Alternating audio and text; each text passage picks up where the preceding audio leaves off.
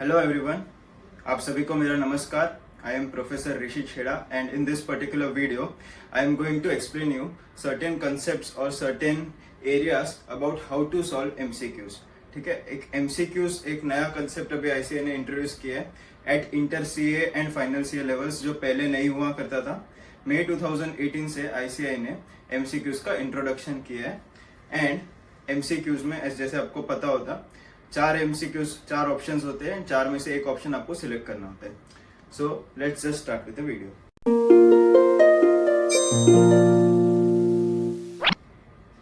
Okay, MCQ was earlier there at CA foundation level, यानी कि CPT जिसको बोलते थे, तभी पूरा 100 मार्क्स का पेपर एमसीक्यू हुआ करता था। Now the pattern has changed and CA foundation students are very well aware of MCQs। वो लोग का पूरा पेपर ही MCQs का होता है। In this particular video, I am going to primarily deal about inter CA as well as final CA students। Inter CA students को मालूम होगा पेपर 2, 4, 6 and 7 यानी कि law, audit, tax and EISSM, ये चार पेपर में उनको MCQs है। एंड फाइनल CA स्टूडेंट्स के 5 पेपर उसमें MCQs है, that is audit, law, electives, DT and IDT। Also अगर हम कैलकुलेशन करें कि कितने मार्क्स का एमसीक्यूज पूछा जाता है out of the total syllabus, total 120 marks का आउट ऑफ 800 मार्क्स। ठीक है, and at final CA level 160 marks out of 800 marks. So you can imagine the importance of having MCQs in your paper. ठीक है, approximately 20% at final CA level and less than 20% at inter CA levels MCQs पूछा जाता है। So this is something of prime importance। Also markets में there are various books available only for the purpose of MCQs practice। ठीक है, market में कितनी books है जो सिर्फ MCQ क्वेश्चन बैंक बुक्स है एंड जो सिर्फ MCQs कवर करती है, so that you will be able to score very well marks। कितने 30 मार्क्स के, आई थिंक हर एक पेपर में 30 मार्क्स के एमसीक्यूज होते हैं। So for the purpose of facilitating more scoring in MCQs this books are available, लेकिन this books are now redundant because ICI has recently started for case study based MCQs from May 2020 exams and onwards. May 2020 exams जो June 2020 में schedule हुई है and जिसका अभी तक कोई आगे अनाउंसमेंट नहीं है whether the exams will be conducted और नॉट, उसमें case study based MCQs ICAI पूछने वाला है। Now what are case study based MCQs? Case study based MCQs आपने आरटीपी May 2020 की जो आरटीपी होगी उसमें आपने देखा होगा कि वो एमसीक्यूज एक केस स्टडी के ऊपर बेस्ड होते हैं and there are not only one MCQ, there are multiple MCQs which are based on only that particular case study. ठीक है, सो ये एक नया पैटर्न आईसीआई ने इनहेरिट किया है फ्रॉम फॉरेन एग्जामिनेशंस। ठीक है, फॉरेन एग्जामिनेशंस में ऐसा होता है कि there are case studies and उसके बेसिस पे एमसीक्यूज पूछे जाते हैं। ठीक है, so these are case study based MCQs, जो पूरे पेपर में केस स्टडी बेस्ड एमसीक्यूज नहीं होंगे। There will be a certain portion of MCQ part जो केस स्टडी बेस्ड होगा। Also one important point about these MCQs are, जैसा CA foundation या CPT में होता है नेगेटिव मार्किंग, इंटर सी और फाइनल सी लेवल पे there is no negative marking. That means तुम लोग ने अगर आंसर गलत भी लिखा है तो आपको उसका negative, that is there is no penalty for writing wrong answers in case of MCQs जो सीए फाउंडेशन या सीपीटी लेवल पे हुआ करता था। सो नीडलेस टू से आपको सारे के सारे एमसीक्यूज अटेम्प्ट करने। ठीक है, this was a basic introduction about MCQs. Now I am going to the most crucial part of MCQs, जिसमें मैं दो बड़े इंपॉर्टेंट टॉपिक्स डिस्कस करूंगा। First important topic is when to solve the MCQs and second important topic is how to solve the MCQs. Coming to the first most important topic, when to solve the MCQs. मैंने मेरे सारे students से आज तक यही सुना है, या फिर मैंने और भी किसी प्रोफेसर या जैसे मैंने लेक्चर्स अटेंड किए थे तभी मैंने ऐसा सुना था कि एमसीक्यू स्टार्टिंग में अटेंड कर लेने का, so that once MCQs are done तुम्हारा 30 मार्क्स का पेपर वही कंप्लीट हो जाते हैं and you are now suppose to focus only on balance 70 marks. ठीक है, this is one perspective to it, this is one notion to it which is also correct according to somebody else's viewpoint। ठीक है, but मेरा ऐसा perspective नहीं है, this is not my particular view point. मेरा view point उल्टा है। According to me you should start with descriptive questions first, you should not even look at the MCQs until the last 45 minutes of your paper। ठीक है, मेरा notion क्या है, पहले पूरा का पूरा डिस्क्रिप्टिव पेपर सॉल्व करो एंड लास्ट में जब भी 45 मिनट्स बचेंगे तभी आप एमसीक्यूज देख सकते हो। ठीक है, अभी इसके पीछे मेरा रीजंस या फिर मेरा जस्टिफिकेशंस क्या है, सर आप ऐसा क्यों बोल रहे हो कि एमसीक्यूज लास्ट में देखेंगे? अगर स्टार्टिंग में कर लिया तो पहले 30 मार्क्स का टेंशन वहीं उतर गया, सो अभी तो मुझे सिर्फ बैलेंस 70 पे ध्यान देना है। ठीक है, I have my own personal reasons, क्योंकि मैं ये प्रेफर करता हूँ कि पीछे डिस्क्रिप्टिव हो जाने के बाद एमसीक्यू सॉल्व कर रहे हो। उसका सबसे पहला रीजन ये है कि अगर तुम लोग को एमसीक्यूज एग्जाम में डिफिकल्ट पूछे गए, ठीक है, MCQs have the power to shake your confidence in the exam. ठीक है, अगर आप एक एमसीक्यू में अचानक से फंस गए, अरे ये तो मैंने अभी अभी एग्जाम के जस्ट पहले पढ़ा था, 1 लाख था कि 5 लाख था मुझे याद नहीं आ रहा है। ठीक है, what was the threshold limit, 1 lakh और 5 लाख, अभी अभी एग्जाम के पहले पढ़ा था। So you will start panicking. MCQs have the power of creating panic. ठीक है, and specially when you are confident enough before the exams कि अरे ये तो मैंने अभी अभी पढ़ा था, अभी क्यों याद नहीं आ रहा है। So this might rush your adrenaline. ठीक है, इससे तुम लोग का पैनिकिंग इंक्रीज हो सकता है and at the same time तुम लोग को साइकोलॉजिकली तुम लोग वो एमसीक्यू के बारे में हमेशा सोचते रहोगे। ठीक है, so you will not stop thinking about that MCQ through out your paper. ठीक है, this is one point two it. Second point two it, ये एक एमसीक्यू है जिधर तुम फंस गए जो तुम लोग को आता था। दूसरा ऐसा पॉसिबिलिटी हो सकता है कि आईसीआई ने एमसीक्यूज काफी डिफिकल्ट लेवल के सेट किए। ठीक है, अगर एमसीक्यूज काफी डिफिकल्ट लेवल के सेट किए, सो तुम लोग का एक्सपेक्टेशन अबाउट एमसीक्यूज जो था, जनरली कोई भी स्टूडेंट एक एमसीक्यूज सुन के थोड़ा सा साइकोलॉजिकली रिलैक्स्ड हो जाते हैं कि सर एमसीक्यूज है, अभी टेंशन नहीं है पेपर में, टाइम कंप्लीशन, पेपर कंप्लीशन का भी प्रेशर नहीं होगा क्योंकि टाइम कंस्ट्रेंट नहीं होगा। सो जो तुम्हारा एक्सपेक्टेशन होगा कि सर 30 में से 20, 22, 25 मार्क्स लाना है, while solving the MCQs if you come to know you will barely score 10 marks 12 marks। ठीक है, तो तुम्हारे एक्सपेक्टेशन से 50% परफॉर्मेंस कम हो गया, क्योंकि तुम लोग ने क्या सोचा था कि सर इसमें 50 मार्क्स लाने, 55 मार्क्स लाने, उसमें से 20, 22 I will be able to score from the MCQs and balance में डिस्क्रिप्टिव में स्कोर कर लूंगा। ठीक है, अगर तुम लोग ने कॉन्फिडेंस, तुम लोग ने बेट रखा एमसीक्यूज के ऊपर एंड एमसीक्यूज डिफिकल्ट आए such that you are not able to calculate कि तुम लोग को एमसीक्यूज में कितने मार्क्स आ सकते हैं, it is certainly going to affect your performance in descriptive papers. Okay, it is certainly going to affect your performance in descriptive papers. So keep this thing in mind. MCQs अगर starting में किया तो there are chances that these MCQs might shake your confidence. Again there are chances कि तुम लोग MCQs में more than required time devote कर दो। ठीक है, जैसा मैंने बोला कि तुम लोग MCQ या फिर कोई sum solving वाला MCQ हो सकता है। ठीक है, there is an MCQ जिसमें solve करना है। You are very well aware of this question. तुम लोग ने घर पे ये सम 5 बार सॉल्व किए, वहां पर सॉल्व करने पे ही तुम लोग को वो एमसीक्यू नहीं आ रहा है। ठीक है, when you are trying to solve that MCQ in the exam, you are not able to solve that MCQ. Now what happens as a result? ठीक है, तुम लोग बार बार वो सम सॉल्व करोगे एंड टाइम का मीटर चालू रहेगा। So by the time you finish your 30 marks का MCQs, you are equivalently wasting, जितना डिस्क्रिप्टिव को टाइम जाता था उतना ही तुम लोग ने एमसीक्यूज का टाइम वेस्ट कर दिया, थिंकिंग के एमसीक्यूज में टाइम बचेगा जो इफेक्टिवली बचा ही नहीं, क्योंकि तुम लोग ने एक पर्टिकुलर एमसीक्यू में कहा तो अटक गए एंड तुम लोग ने वो एमसीक्यू के पीछे टाइम गवा दिया। ठीक है, so these are some my personal like opinions, जिसको तुम बोल सकते हो कि मैं क्यों प्रेफर करूंगा कि एग्जाम्स में MCQ towards the end solve करना चाहिए।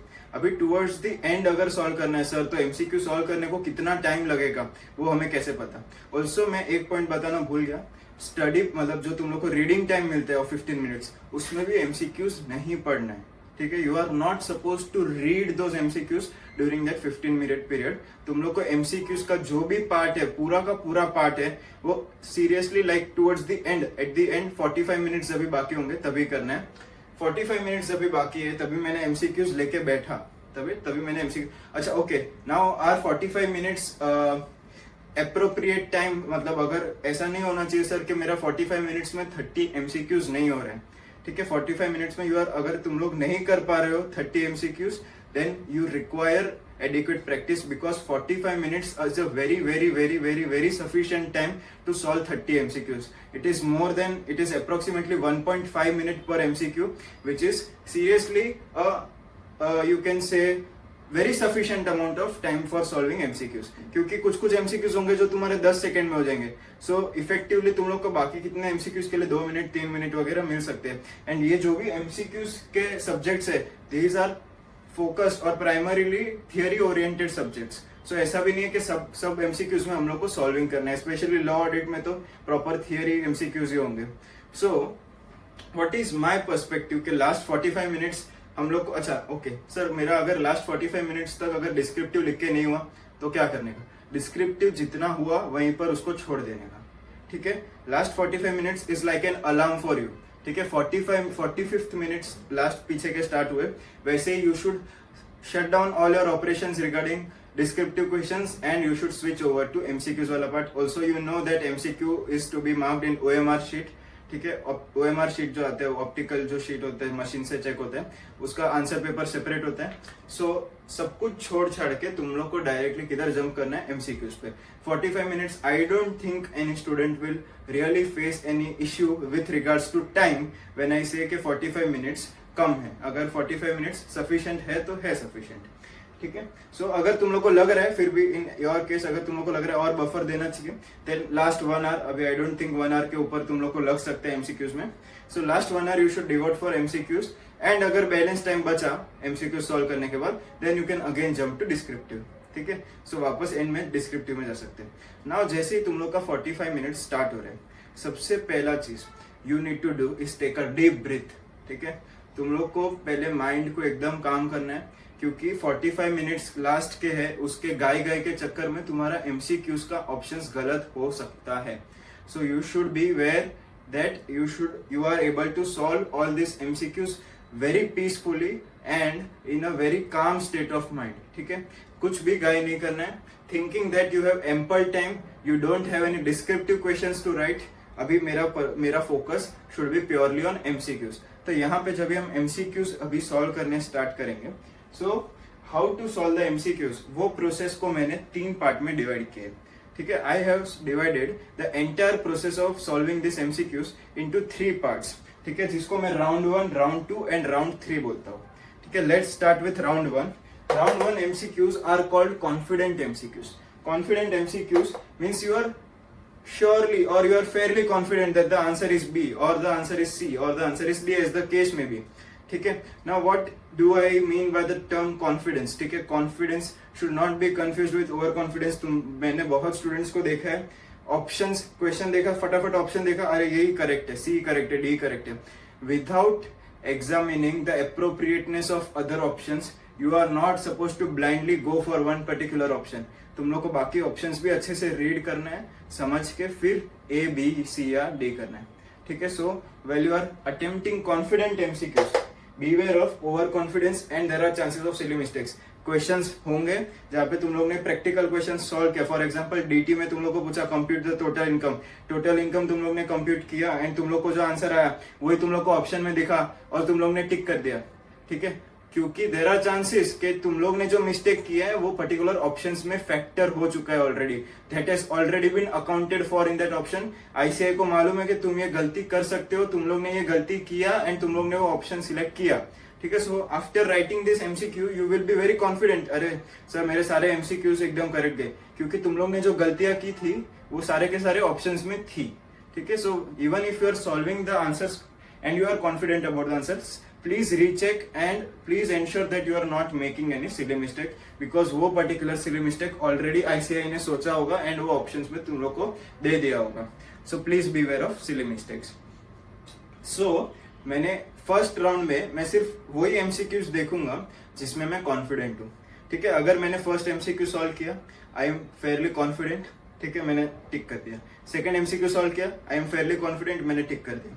थर्ड एमसीक्यू अगर मैं सॉल्व कर रहा हूँ एंड मुझे आंसर नहीं आ रहा है, आई एम अनअवेयर कि क्या हो सकता है इसका answer, so I will try to put this MCQ इधर इन राउंड 2 और कैटेगरी 2 और राउंड 3 और कैटेगरी 3 एज द केस में भी, यानी कि वो कौन से कैटेगरी में फॉल करते हैं, ठीक है। Now we are going to go for round 2 part of MCQs which are 50-50 MCQs, ठीक है। 50-50 एमसीक्यूज में 50-50 as the name itself indicates, तुम लोग को दो ऑप्शन तो पता ही चल रहे हैं कि ये दो ऑप्शन तो गलत ही है, ये दो ऑप्शन हो ही नहीं सकते, ठीक है, एंड बाकी 2 ऑप्शंस है, ये 2 ऑप्शंस में सही है। फॉर एग्जांपल किसी का तो फुल फॉर्म पूछ लिया, कोई तो एक शॉर्ट फॉर्म दिया और ऐसे ही फुल फॉर्म पूछ लिया, एंड 2 तो तुम लोग को मालूम है अरे ये तो कुछ भी डाला है, तो 2 में तुम कंफ्यूज हो। So these are called 50-50 MCQs where in 2 options तुमको सही लग रही है। ठीक है, राउंड 3 ऑफ एमसीक्यूज है, ठीक है, sorry to use this word, I generally use this word, which are called Chinese MCQs, सब एक जैसे। ठीक है, तुम लोग को चारों के चारों ऑप्शंस सब एक जैसे दिख रहे हैं, this are called Chinese MCQs. And यहाँ पे क्या स्ट्रेटेजी यूज करना है एंड यहाँ पे क्या स्ट्रेटेजी यूज करना है, वी विल सी।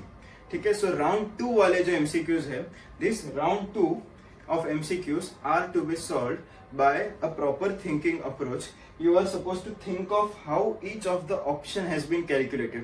यानी कि permutation combination यूज करके तुम लोग को ये देखना है कि ये पर्टिकुलर ऑप्शन कैसे निकाला ICAI ने। ठीक है, मतलब इसमें कैसे कैसे ICAI ने प्लस माइनस मल्टीप्लाई करके, जैसे कि टोटल इनकम वाला क्वेश्चन है, सो अगर ये एक ऑप्शन है तो ये टोटल इनकम ICAI को कैसे आया, मतलब उसने ऊपर जो डिटेल्स दिया है उसको क्या इफेक्ट दिया कि ये ऑप्शन आया उसको। ठीक है, एंड तुम लोग को जो 2 ऑप्शंस लग रहे थे कि ये भी हो सकता है ये भी हो सकता है, उसमें से तुम लोग को पता चल जाएगा अरे ये वाले में ट्रीटमेंट जो दिया है वो गलत की है। ठीक है, इसके लिए ये आंसर जो है वो गलत है, तो बाकी जो बचा वो मेरा आंसर है। ठीक है, so also this will not be universally applicable. ठीक है, जैसे कि थियोरी एमसीक्यूज है उसमें ये स्ट्रेटेजी अप्लाई नहीं हो पाएगा, सो इन दैट केस तुम लोग को राउंड 2 में नहीं राउंड 3 में डालना पड़ेगा। राउंड 3 वाला जो है वो है मटका एमसीक्यूज। ठीक है, तुम लोग को पता ही नहीं है कि अभी इसमें आंसर चारों सही लग रहे हैं। ठीक है, तो चारों सही लग रहे हैं तो solve by elimination of absurd options. अगर तुम लोग को लग रहा है कि फिर भी चांसेस है कि ए और डी तो नहीं होगा, या फिर ए तो नहीं, बी सी डी हो सकता है लेकिन ए तो नहीं है। ठीक है, अगर ए नहीं है बी सी डी हो सकता है, तो अभी सर ये 3 में से कौन सा सिलेक्ट करने का। नाउ द बिगेस्ट रिग्रेट और the saddest part of this particular thing is students tend to think मैं बी सिलेक्ट करूं, सी सिलेक्ट करूं, डी सिलेक्ट करूं। दे वेरी वेल नो कि वो लोग को तीनों ऑप्शंस करेक्ट लग रहे हैं। ठीक है, तुम लोग को सही से पता है कि तीनों ऑप्शंस में से कोई भी ऑप्शन हो सकते हैं, तो फिर उसमें इतना सोचने का क्या कि बी लेने का कि सी लेने का कि डी लेने का, तो सर क्या करने का। ठीक है, देयर आर स्टूडेंट्स जो इनकी पिंकी डोंकी करते हैं पेपर में। ठीक है, वो सब भी नहीं करने का। स्टैटिस्टिकली ऐसा सर्वे हुआ है कि जनरली जो एमसीक्यूज का ऑप्शन अगर अपने को फेंकना भी है अगर, सो इसके एग्जैक्टली ऊपर वाला जो एमसीक्यू है ना, ठीक है, अगर ये क्वेश्चन नंबर 12 है, क्वेश्चन नंबर 11 का जो तुमने आंसर दिया है ना, that answer should be the answer of question number 12। उसमें ज्यादा सोचने का नहीं। अगर क्वेश्चन नंबर 11 का आंसर बी है तो उसको बी, क्वेश्चन नंबर 12 को भी बी आंसर मार्क कर देने का। ठीक है, डोंट थिंक तुम लोग कौन सा ऑप्शन सिलेक्ट करने का उसमें भी क्यों सोच के टाइम वेस्ट कर रहे हो। ठीक है, अल्टीमेटली तो फेंकना ये कुछ भी करेक्ट हो सकता है, बी सी डी में से कुछ भी करेक्ट हो सकता है। So why think and add so much stress in your head. उसमें से बी सी डी में से कोई भी ऑप्शन तुम सिलेक्ट कर सकते हो, एंड अगर सिलेक्ट करना ही है तो ऊपर वाला जो है वही नीचे वाला कर देने का। अगर ऊपर वाला ए होगा सर तो क्या करने का, तो बी सी डी तो नीचे वाले पे देखने का। नीचे वाला क्या है, नीचे वाला अगर 13th एमसीक्यू का आंसर तुमने बी सी डी में से कोई मार्क किया है तो वही 12th वाले का मार्क कर देने का। एंड अगर 13th भी ए है तो तुम लोग को जो चाहिए वो मार्क कर सकते हो। ठीक है, so even if you are trying to select any MCQ randomly, तो उसमें don't waste your time thinking about which MCQ to go for. तुम लोग कोई भी ऑप्शन सिलेक्ट कर सकते हो। ठीक है, सो मेरा पर्पस ये है कि first you should go only for round 1। As soon as you encounter any question which falls under round 2 and round 3, तो तुम लोग को क्या बोलेगा, होल्ड, मैं वापस जब भी आऊंगा तभी मैं तुझे सॉल्व करता हूँ। ठीक है, तो मैंने जैसे स्टार्टिंग में बोला क्वेश्चन 1 और 2 मुझे अच्छे से आ रहा है। अगर क्वेश्चन नंबर 3 मुझे थोड़ा सा भी डाउटफुल लग रहा है, थोड़ा सा भी, मैं उसको क्वेश्चन नंबर 3 को बोलूंगा भाई तो रुक जा, मैं वापस तेरे पास आऊंगा। ठीक है, वापस कभी आऊंगा, जब भी मैं राउंड 2 सॉल्व करूंगा तभी मैं वापस तेरे पास आऊंगा। सो नेक्स्ट क्वेश्चन सॉल्व करूंगा, question number 4। Question number 4 I am confident, चलो मैंने आंसर मार्क कर लिया। क्वेश्चन नंबर 5 नहीं आ रहा है, 6 नहीं आ रहा है, 7 नहीं आ रहा है, जो भी आंसर्स फर्स्ट टाइम में नहीं आ रहे। ठीक है, तुम लोग ने शायद कैलकुलेट किया भी होगा कैसे में, एंड तुम लोग को आंसर मैच नहीं हो रहा ऑप्शंस में, just don't try to calculate the same question again. Answer वापस मत निकालो। ठीक है, क्योंकि again you will be making some और द अदर मिस्टेक्स। ठीक है, तो तुम लोग को वो पीसफुली वो एमसीक्यूज करने। तो अगर फर्स्ट अटेम्प्ट में अगर तुम लोग को आंसर नहीं आ रहा है, ऑप्शंस में ही नहीं है वो आंसर, ठीक है, तो please don't resolve the question again. वो एमसीक्यू को होल्ड पे रखो, एमसीक्यू को होल्ड पे रखने के बाद बोलो मैं वापस आऊंगा। सो ऐसे करके राउंड 1 के सारे एमसीक्यूज तुम लोग को खत्म करने। सो फॉर एग्जांपल 30 एमसीक्यूज में से 12 एमसीक्यूज हो गए, 12 एमसीक्यूज हो गए। Now 18 MCQs are left. Now go for round 2 जिसमें तुम लोग को 2 ऑप्शंस करेक्ट लग रहे हैं, ठीक है। 2 ऑप्शंस जो करेक्ट लग रहे हैं वो 2 ऑप्शंस तुम 2 में से, जैसे मैंने बोला कि तुम लोग एक कोई तो कैसे देखो आईसीआई ने ये ऑप्शन कैसे कैलकुलेट किया एंड एक को एलिमिनेट करो, एक को सिलेक्ट करो, ठीक है। So you can then go for round 2 of MCQs and round 3 is dependent on round 1 and round 2। Why? क्योंकि तुम लोग को मालूम है कि राउंड 1 एंड राउंड 2 में जो एमसीक्यूज सिलेक्ट किए वही आंसर मुझे राउंड 3 वाले एमसीक्यूज का देना है, क्योंकि मुझे सोचना ही नहीं है। मुझे अगर फेंकना ही है तो मैं ऊपर वाले का ही फेंकू, ठीक है। सो राउंड 3 वाले एमसीक्यूज में you don't have to apply your brains at all. अगर नहीं आ रहा है तो नहीं आ रहा है, इमीडिएटली तुम लोग को आंसर्स मार्क करके एमसीक्यू वाला पार्ट खत्म करना है। And if any balance time is left with you, please complete your descriptive वाला part. This is my personal opinion, this is my personal recommendation, it is not something which is binding on all the students. This is what I will recommend. अगर कोई मुझे आके पूछेगा कि sir MCQs कभी solve करना है और कैसे सॉल्व करना है, all students can have their own mindset, own approach of solving the MCQs. कुछ स्टूडेंट्स बोलेंगे नहीं सर हम स्टार्टिंग में सॉल्व करेंगे, you can go with it, but there are probabilities or chances that your confidence might get devastated, shake कर सकता है तुम्हारा confidence. So in that case, to avoid such performance failure throughout the exams, I would like you to ensure that MCQs तुम लोग last में solve करो. If you have any doubts regarding MCQ solving or MCQ solving approach, you can ask me in the comment box, and if you like this video, you can share with all your friends, especially those who are at inter C and final C levels. It might help them. Thanks a lot.